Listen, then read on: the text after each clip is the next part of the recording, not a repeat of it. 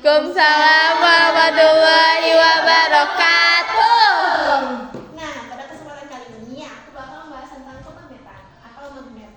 Kita pasti udah sering ya berjumpa dengan magnet di kehidupan sehari-hari kita. Mulai dari tutup pintu atau mungkin tempelan yang ada di pintu. Tempelan magnet loh, tahu kan? Nah, lanjut.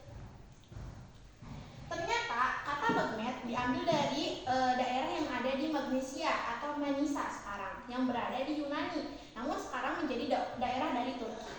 Nah, kenapa kok magnet diambil dari kata Magnesia? Karena dulu di daerah Magnesia sekitar 2500 tahun sebelum Masehi itu tuh ditemukan batu magnet. Jadi batu ini tuh bisa itu sama kayak magnet sekarang, bisa menarik benda-benda logam atau batu-batu yang lain gitu.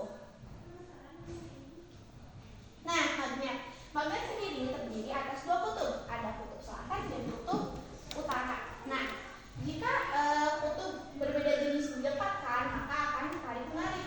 Beda halnya jika kutub yang sama jenisnya didekatkan, maka akan tolak menolak. Nah, interaksi antara dua kutub ini disebut dengan gaya magnet gitu. Nah, di dalam magnet itu tuh terdapat magnet elementer atau partikel-partikel kecil yang seperti atom. Nih, seperti ini ya gambarnya ya. Nih, gambar A ini tuh adalah magnet elementer di bukan magnet gitu, atau partikel-partikel kecil yang bukan magnet. Sedangkan yang di gambar B adalah magnet elementer yang berada di magnet. Jadi, syarat menjadi magnet adalah magnet elementernya tuh harus tersusun rapi gitu. Kalau yang seperti ini belum gitu, bukan magnet. Nah, sifat-sifat kemagnetan. Sifat kemagnetan itu tuh dibagi menjadi 3. Oh ya, sebelumnya tuh magnet tuh ada dua jenis. Ada yang non magnet dan magnet. Kalau non magnet tuh yang kayak kita biasa jumpain di baju aku, non magnet, kain, terus juga kertas, itu kan non magnet. Sedangkan kalau yang magnet itu dibagi menjadi 3. Ada ferromagnetik, paramagnetik, dan diamagnetik. Ferromagnetik adalah benda yang dapat ditarik kuat oleh magnet, sedangkan jika paramagnetik adalah benda yang tidak bisa ditarik lemah oleh magnet. Contoh dari ferromagnetik adalah besi, baja, dan kobalt. Sedangkan kalau paramagnetik itu contohnya adalah litium, magnesium, terus tuh aluminium dan lain-lain. Ya, terus yang ketiga ada diamagnetik. Magnetik adalah bahan yang tidak bisa ditarik oleh magnet. Bisa cuma tidak terlihat gitu. Contohnya adalah emas, perak, dan lain-lain. Oh iya, tadi yang sebelumnya itu tuh bahan yang bisa dibuat menjadi magnet itu cuma ferromagnetik doang ya. Jadi paramagnetik dan diamagnetik itu tidak bisa menjadi bahan untuk membuat magnet. Nah, ini juga cara membuat magnet. Cara membuat magnet itu ada 3. Pertama digosok, terus induksi, dan elektromagnetik. Aku bahas dulu yang menggosok atau digosok ini ya teman-teman. Jadi menggosok itu adalah, nih lihat ya, ini ada batang magnet. Batang magnet itu digosokkan ke permukaan besi atau itu tadi bahan dari ferromagnetik ya teman-teman. Tapi harus searah, wajib searah. Biar apa? Biar si magnet elementer itu tersusun rapi teman-teman. Dan kan itu tadi ya syarat menjadi magnet adalah magnet elementernya tersusun rapi. Jadi lihat ini yang utara tuh digosokkan tuh ke arah yang nomor 2 ini.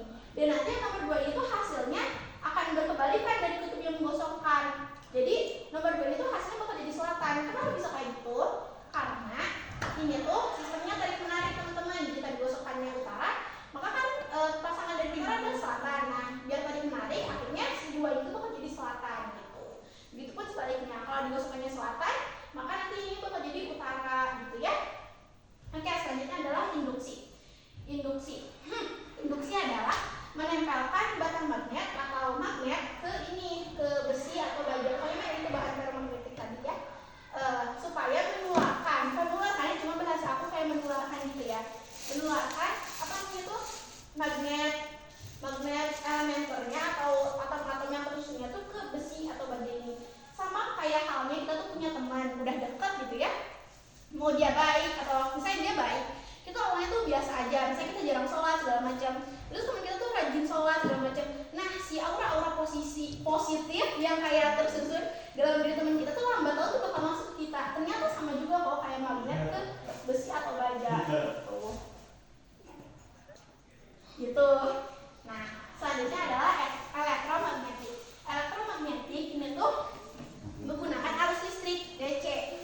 arus listrik searah ya teman-teman. Jadi membuat, karena ini arus listrik searah, jadi magnet elementer yang terkandung di dalam bahan ferromagnetik ini tuh akan menjadi searah juga gitu.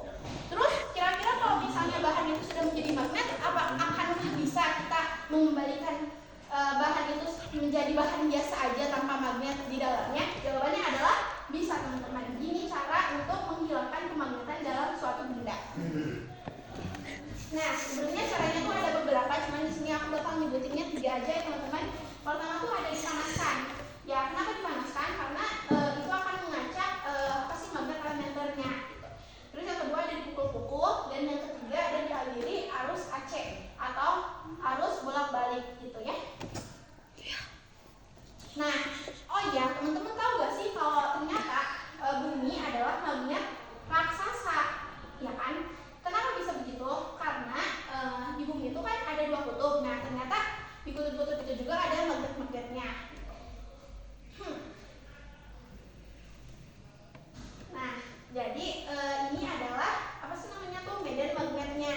Medan magnet ini tuh berfungsi untuk melindungi bumi dari partikel cahaya atau radiasi dari matahari gitu ya teman-teman. Jadi gak langsung masuk ke bumi gitu. Gawat kalau misalnya arus listrik atau radiasi matahari mau langsung masuk ke bumi. Kalau misalnya ternyata medan magnetnya tuh hilang, gimana? Kalau medan magnetnya tuh hilang, kita tuh kayak kehilangan perisai buat bumi kita teman-teman. Bisa jadi kalau misalnya si medan magnetnya tuh hilang, banyak meteor yang masuk, atmosfer jadi hilang, terus tuh apalagi kita bisa kena penyakit kanker kulit dan lain-lain gitu teman-teman. Nah teman-teman, ternyata kan magnet itu tuh bukan hanya berasal dari dirinya sendiri. Ternyata bisa juga kan magnet itu berasal dari arus listrik. Nah, magnet yang berinteraksi dengan arus listrik itu disebut dengan gaya Lorentz atau menghasilkan gaya Lorentz. Nah, gaya Lorentz sendiri itu tuh punya rumus teman-teman. Rumusnya adalah gaya Lorentz sama dengan medan magnet dikali kuat arus listrik dikali kuat arus listrik. Nah, atau bisa juga menggunakan kaidah tangan. Nah, teman-teman, ternyata hewan juga menggunakan magnet yang ada di bumi gitu untuk bernavigasi dan bermigrasi. Nah, contohnya adalah burung yang bermigrasi ini juga menggunakan magnet bumi gitu ya teman-teman. Terus penyu yang kembali ke lautan setelah menetas itu juga menggunakan medan magnet bumi. Terus juga ini semua juga sama aja.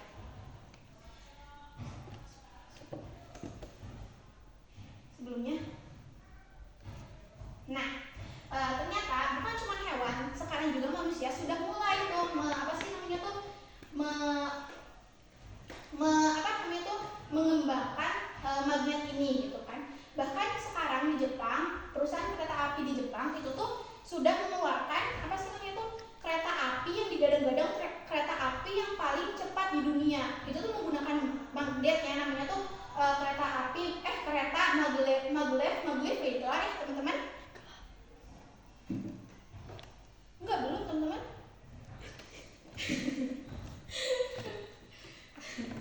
Nah gitu. Jadi sekarang magnet sendiri tuh sudah sangat berkembang pesat ya, dari yang 2500 tahun yang lalu gitu ya awal ditemukannya. Sekarang manusia bisa membuat kereta dari magnet itu sendiri yang katanya 500 km per jam. Itu tuh kira-kira dari Jakarta ke Yogyakarta kurang dari 1 jam gitu. Yang seharusnya 12 jam bisa jadi kurang dari 1 jam.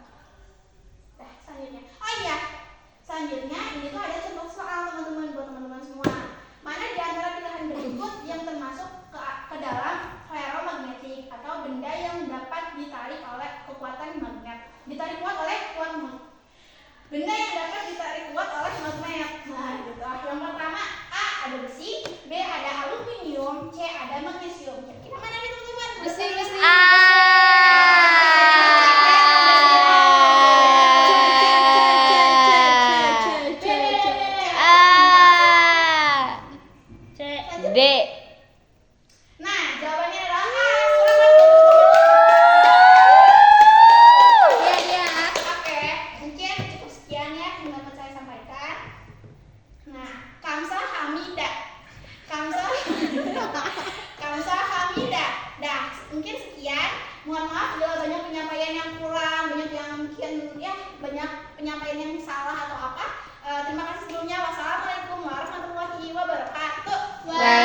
Waalaikumsalam warahmatullahi wabarakatuh.